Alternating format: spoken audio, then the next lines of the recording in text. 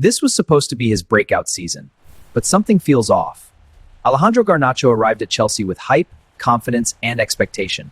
So why isn't it working? After leaving Manchester United, Garnacho was expected to take the next step, a bigger role, more responsibility, and a system built around his explosive style and fearless attacking mentality. On paper, the numbers don't look terrible. 8 goals and 4 assists across competitions suggest progress. But football is never just about numbers. Context changes everything. In the Premier League, the reality is far less impressive. Just 1 goal in 20 appearances raises serious questions about his consistency, decision-making, and ability to influence high-pressure matches. Even more concerning, his expected goals suggest he should be scoring more. With over 3 expected goals from 28 shots, Garnacho is underperforming in front of goal. His best moment came against Arsenal in the Carabao Cup. 2 goals, high energy, and real impact.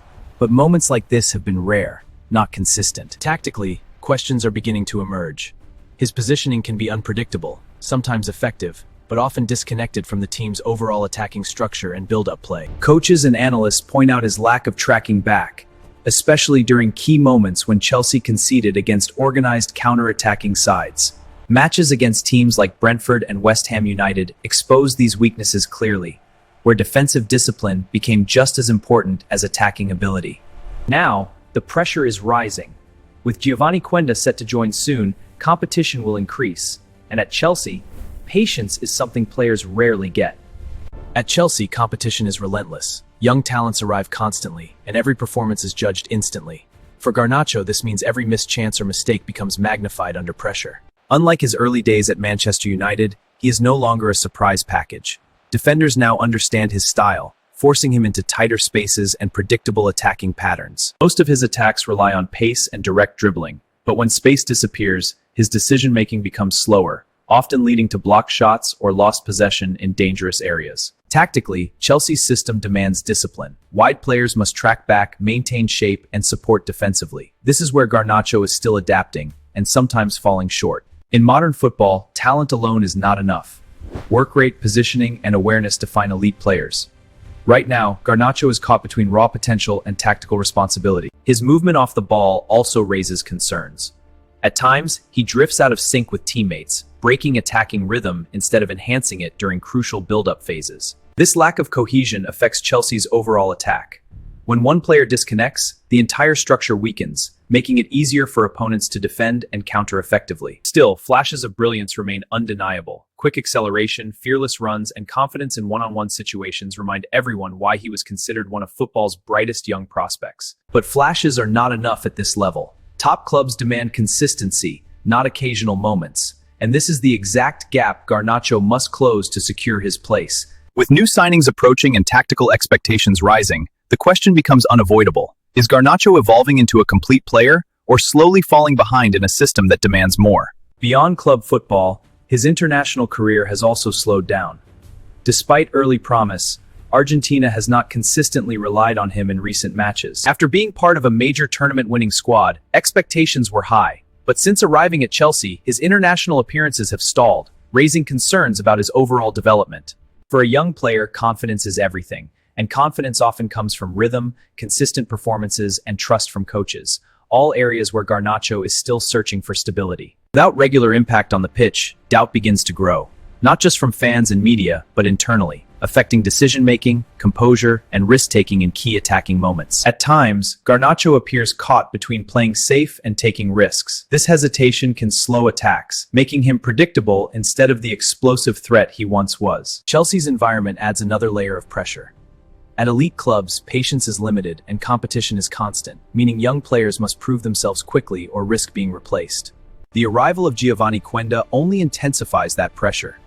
Another young, dynamic winger ready to compete for minutes, forcing Garnacho to elevate his performance immediately. This is the reality of modern football. Potential gets you noticed, but consistency keeps you relevant.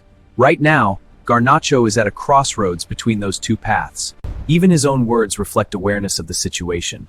He admits this is just the beginning, acknowledging adaptation takes time, but also accepting that he must prove himself on the pitch. And that is where the real challenge begins. Because in football, belief means nothing without performance. And Garnacho now faces the biggest test of his young career. At just 19, Garnacho still has time.